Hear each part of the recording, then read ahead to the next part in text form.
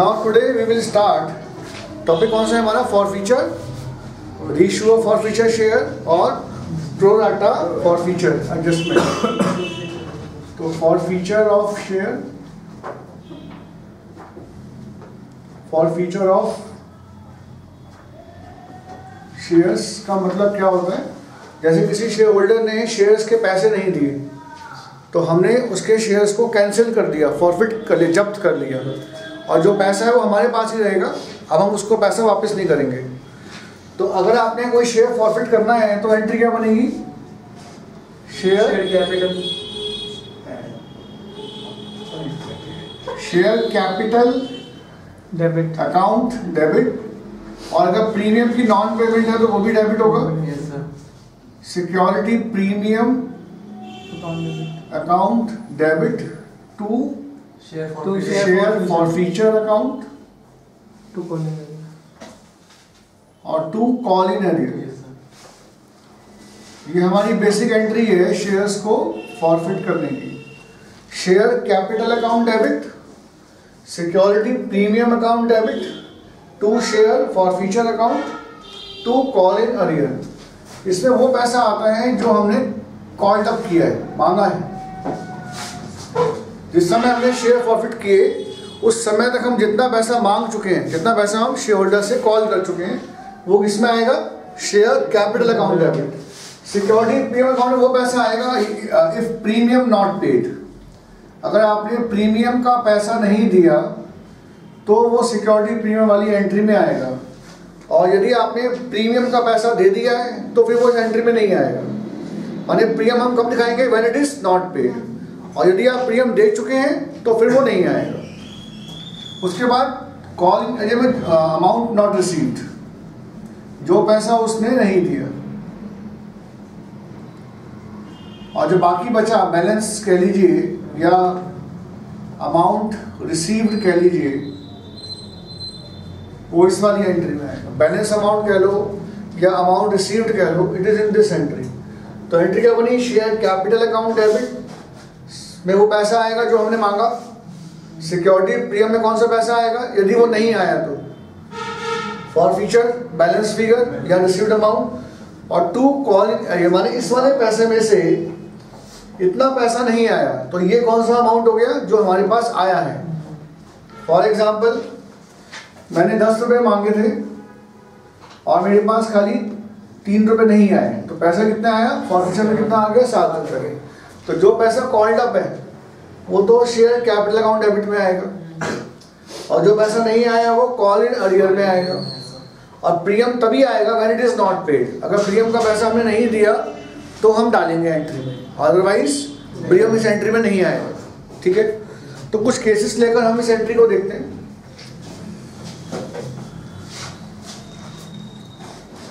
हमारे पास अलग अलग टाइप के केसेस हैं इसमें। पहले रीइश्यू की एंट्री और देखते हैं। हम चाहें तो ये शेयर किसी और को रीइश्यू कर सकते हैं। जब हमने शेयर फॉरफिट किया, हम चाहें तो ये शेयर हम किसी और को रीइश्यू कर सकते हैं। रीइश्यू में 2 केस हैं, बिलो कॉल्ड अप और above called up. Below called up और अबव कॉल्ड अप। जितने रुपए का शेयर है उससे कम का रीइश्यू किया, कॉल्ड अप से कम का रीइश्यू किया, या कॉल्ड अप से ज़्यादा का रीइश्यू किया। अगर बिलो कॉल्ड अप रीइश्यू करोगे तो bank account debit, share forfeiture account debit to share capital account. Bank account debit, share forfeiture account debit to share capital account. ये entry कब बनेगी? अगर हमने शेयर इशू किया है below called up.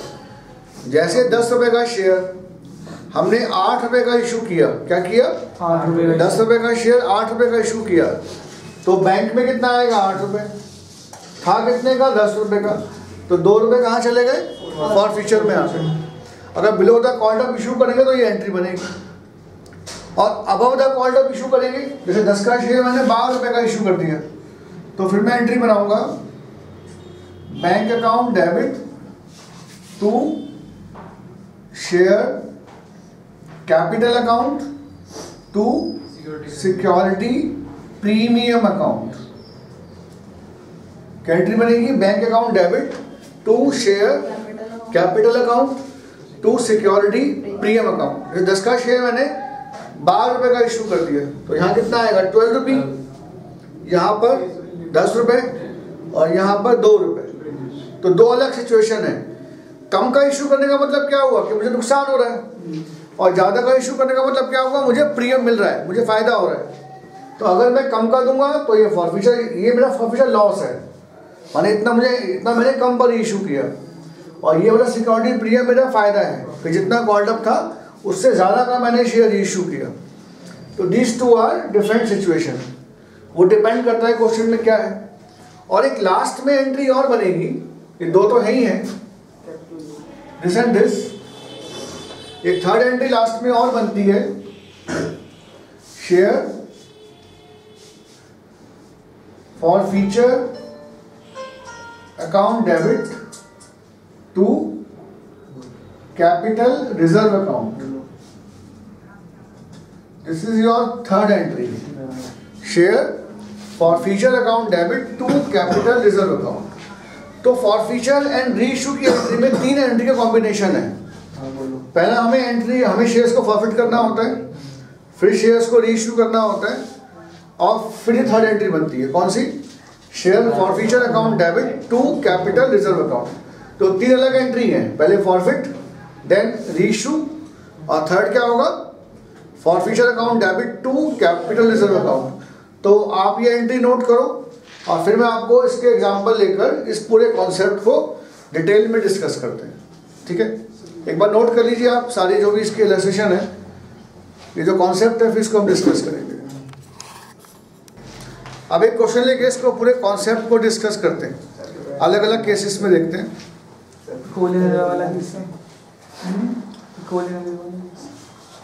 Suppose हमारा system है 4 + 3 2 रुपये प्रीमियम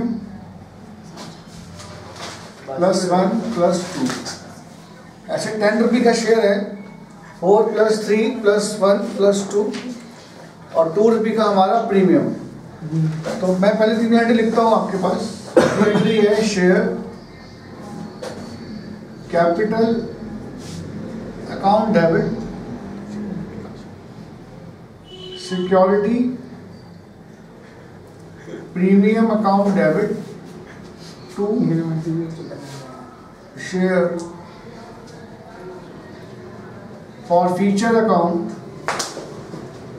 और 2 ऑल इन अरियर अकाउंट। ये हमारी पहली एंट्री होती है। दूसरी एंट्री हमने बनाई थी, मैं सारे एस्पेक्ट लेके चल रहा हूँ। बैंक अकाउंट डेबिट, अगर कम का इशू करोगे तो share forfeiture account debit to share capital account to security premium account. Bank account debit, share forfeiture account debit to share capital account to security premium account to bank. और third entry बनेगी हमारी share forfeiture account debit to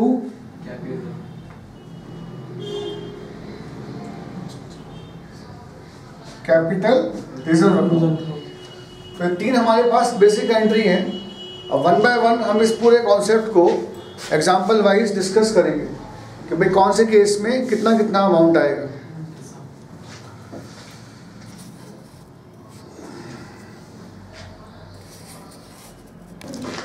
तो देखिए 1 bye 1 इसके अंदर हम cases cover करते हैं। सपोज मिस्टर एक्स के पास 500 शेयर्स हैं, नॉट पे,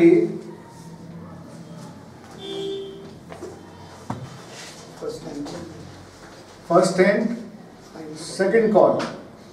जिसने हमें फर्स्ट एंड सेकंड कॉल का पैसा नहीं दिया, हमने इसके शेयर्स फॉरफिट कर दिए, तो क्या एंट्री बनेगी? 500 मल्टीप्लाइड बाय 10।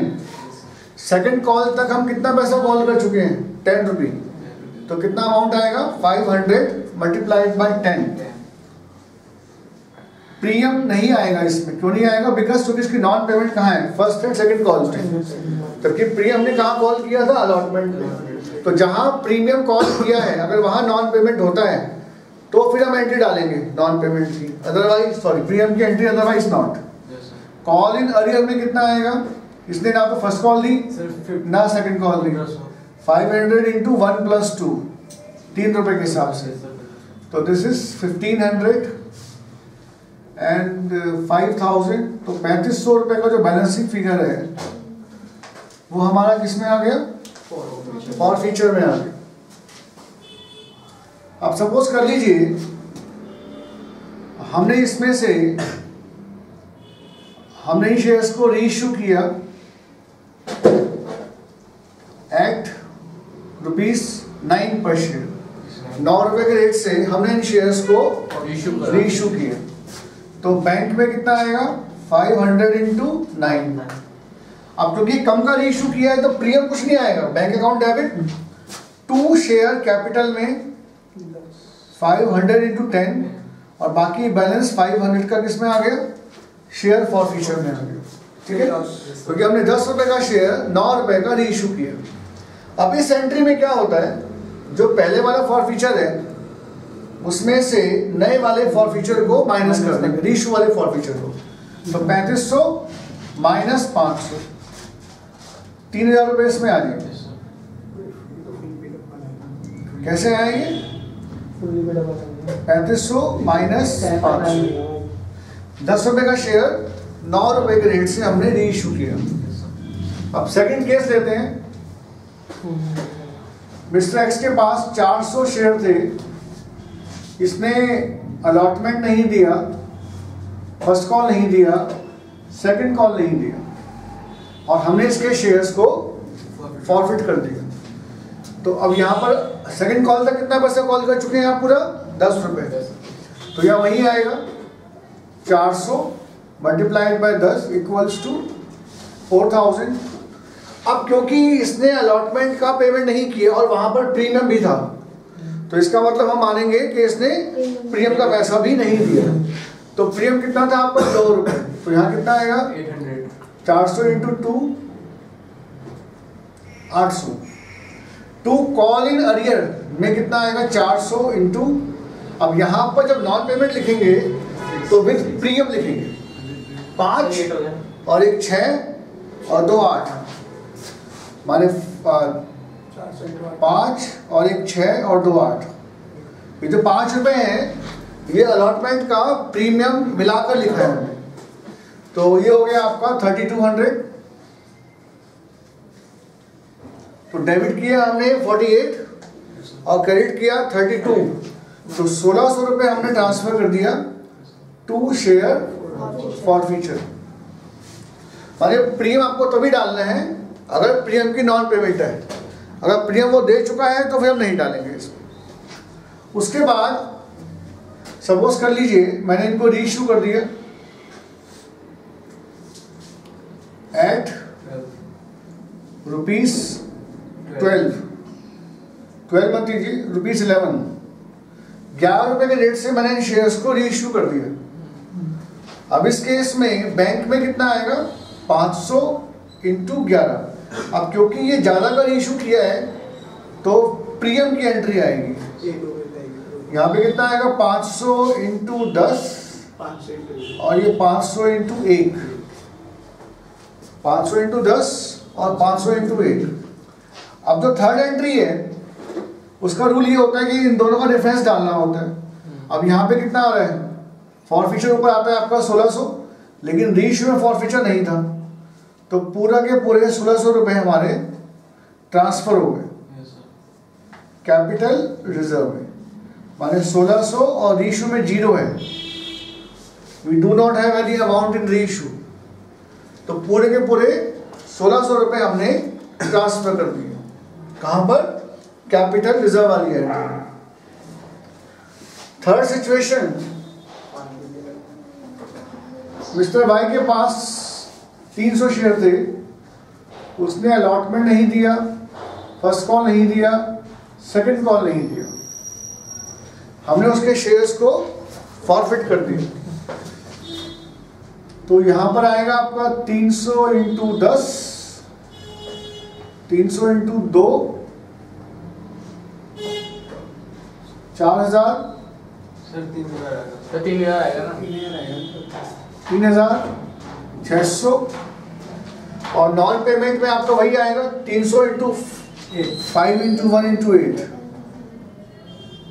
5 इंटू 1 प्लस 2 माने 5, ये हो गया आपका 2400। ठीक है, तो 36 माइनस 24, 1200 रुपये आपके फॉरफीचर में आ गए।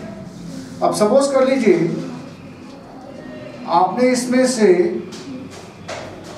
200 शेयर्स को रीइश्यू किया एट ₹8। हमने सारे शेयर इशू ना करके खाली 200 शेयर्स को रीइश्यू किया है 8 रुपए के रेट से। तो यहाँ पे जो रीइश्यू होगा वो कैसे आएगा? 200 इंटू 8 तो बैंक में आ गया, प्रीमियम में कुछ भी नहीं आएगा, और ये हो जाएगा आपका 200 इंटू 10 आ गया आपका शेयर कैपिटल में।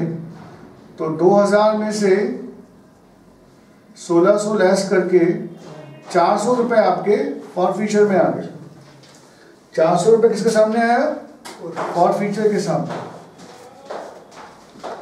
अब यहां पर हम रूल ये होता है कि दोनों फॉरफीचर का डिफरेंस हमें लास्ट एंट्री में डालना होता है, लेकिन इस केस में सारे शेयर रीइश्यू नहीं हुए, हमने कम शेयर्स को रीइश्यू किया है, तो हम डायरेक्ट डिफरेंस नहीं डाल सकते। ये जो ऊपर का फॉरफीचर है ये हमारा 300 शेयर का है, लेकिन हमने खाली रीइश्यू कितना किया है? 200 शेयर। तो पहले हमें ये पता करना पड़ेगा कि 200 का फॉरफीचर का अमाउंट कितना बनेगा। माने रूल क्या होगा? 1200 रुपए 300 का है upon 300 multiplied by 200 minus reissue का फॉरफीचर 400। माने 1200 रुपए जो फॉरफीचर था वो 300 शेयर का था, जबकि हमने कितना रीइश्यू किया है? खाली 200। तो 200 कितना होगा वो निकालना, कैसे निकालोगे? 1200 डिवाइडेड बाय 300 मल्टीप्लाइड बाय 200, और फिर इसमें से जो रीइश्यू का फॉरफीचर है वो माइनस कर देंगे। तो कितना आएगा ये? 800 माइनस 400, 400। तो इस टाइप से आप ये एंट्री बना सकते हैं। माने 1200 डिवाइडेड बाय 300 इंटू 400। क्लियर है? अब चौथा केस देखते हैं। नेक्स्ट केस, मिस्टर जेड को के पास 600 शेयर थे, उसने अलॉटमेंट नहीं दिया, फर्स्ट कॉल नहीं दिया, और उसके बाद ही हमने इसके शेयर्स को फॉरफिट कर दिया। He is not giving allotment and first call, और फॉरफिट क्या किया हमने? शेयर फर्स्ट कॉल के बाद, जस्ट आफ्टर फर्स्ट कॉल। तो अब यहाँ पे कॉल्ड अप कितना आएगा? कॉल्ड अप में क्या होगा देखिए, 8 रुपीज। इसने 4 रुपए ये, 3 रुपए ये, 7 रुपए और 1 रुपए। तो फर्स्ट कॉल तक जो कॉल्ड अप है वो 8 रुपए है। फर्स्ट कॉल तक कितना कॉल्ड अप है? 8 रुपए। तो यहाँ पर अमाउंट कितना आएगा? 600 इंटू 8 कितना आएगा? 600 मल्टीप्लाइड बाय 8। प्रीमियम आएगा क्योंकि अलॉटमेंट पे प्रीमियम था और वहां पर नॉन पेमेंट भी है, तो 600 इंटू 2 यहां भी आएगा 4800 और 1200। कॉल इन अरियर में कितना आएगा? अलॉटमेंट और फर्स्ट कॉल नहीं दिया, माने 5 रुपए है तो अलॉटमेंट के, और 1 रुपया फर्स्ट कॉल का, 6 रुपए नहीं दिए। तो फॉर कॉल इन अरियर वाली एंट्री में आएगा 600 इंटू 5 प्लस 1 3600। कितना आएगा? 3600। तो 6000 में से 36 को माइनस किया, 2400 रुपए आपके फॉरफीचर में आ गए। 2400 रुपए कौन सी एंट्री में आए? फॉरफीचर की एंट्री में, ठीक है। माने यहाँ पे हमें उतना ही पैसा लेना होता है कॉल्ड अप में कि जिस स्टेज पे हमने शेयर्स को फॉरफिट किया उस स्टेज तक हम फेस वैल्यू में कितना पैसा मांग चुके थे। तो जो पैसा आपने फेस वैल्यू में कॉल किया उसके हिसाब से हम उसकी एंट्री बनाएंगे। अब यहाँ पर सपोज कर लीजिए मैंने 600 में से 500 शेयर को रीइश्यू किया एट ₹11, ठीक है। 500 शेयर्स को रीइश्यू किया गया एट ₹11। तो अब इस केस में बैंक में कितना आएगा? 500 इंटू 11 5500। 2 शेयर कैपिटल में 5000, 500 इंटू 10 और प्रीमियम में 500 इंटू 1 500, क्योंकि 500 शेयर को मैंने 11 रुपए के रेट से इश्यू किया। अब लास्ट एंट्री में क्योंकि ये जो फॉरफीचर है 2400 रुपए, ये 600 शेयर का है, जबकि रीइश्यू कितने किए हैं? खाली 500 शेयर। तो इसको प्रोपोर्शनेटली कन्वर्ट करना पड़ेगा। 2400 डिवाइडेड बाय 600 इंटू 500 और माइनस क्या होगा? रीइश्यू का फॉरफीचर जो कितना है? 0 नील, क्योंकि रीइश्यू तो हमने प्रीमियम पे किए थे। अगर रीइश्यू का फॉरफीचर होता तो मैं लेस कर देता। कितना आता है ये? 2000। तो लास्ट एंट्री में हमारा अमाउंट कितना आएगा? 2000। तो ये मेन पॉइंट है कि हमने भाई कब शेयर फॉरफिट किया, कब शेयर्स को रीइश्यू किया। एक लास्ट केस और लेते हैं ताकि आपको ये पूरा लॉजिक जो है वो अच्छे से समझ में आ जाए। मिस्टर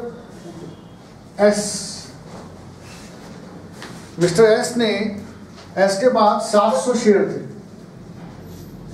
इसने अलॉटमेंट और फर्स्ट कॉल नहीं दिया और फर्स्ट कॉल के बाद ही हमने इसके शेयर्स को फॉरफिट कर दिया। सो इन दिस केस हमने कॉल्ड अप कितना किया है? अप टू फर्स्ट कॉल, माने 8 रुपये कॉल्ड अप किया है। तो यहाँ पर कितना अमाउंट आएगा? 700 इंटू 8। प्रीमियम में 700 into 2, 700 into 1 700 into and 700 into 2।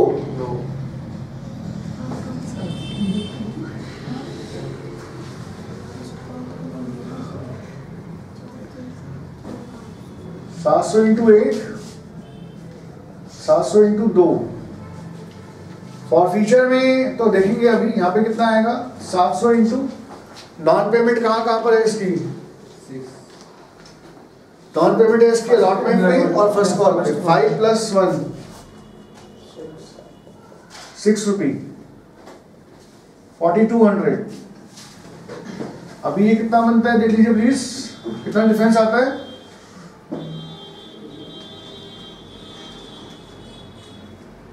Sir 1800 2800।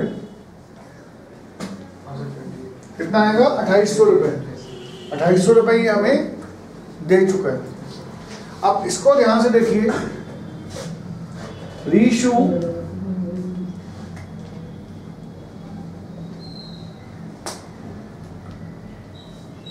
$300 shares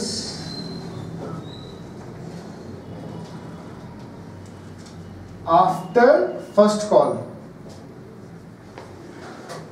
at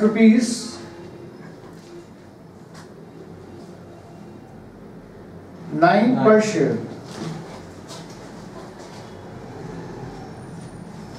हमने इन शेयर्स को रीइश्यू किया है फर्स्ट कॉल के बाद 9 रुपए के रेट से। फर्स्ट कॉल तक हमारा कॉल्ड अप कितना था? 4 और 3 7 और 1 8। तो 8 रुपए का शेयर हमने, 8 में हमारे कॉल्ड अप थे। तो जिस स्टेज पे शेयर्स को रीइश्यू किया गया उस समय के 8 कॉल्ड अप हैं और हम उसको रीइश्यू कर रहे हैं 9 रुपए के रेट से, माने अबव द कॉल्ड अप। तो बैंक में कितना आएगा? Sir 300 300 into 9,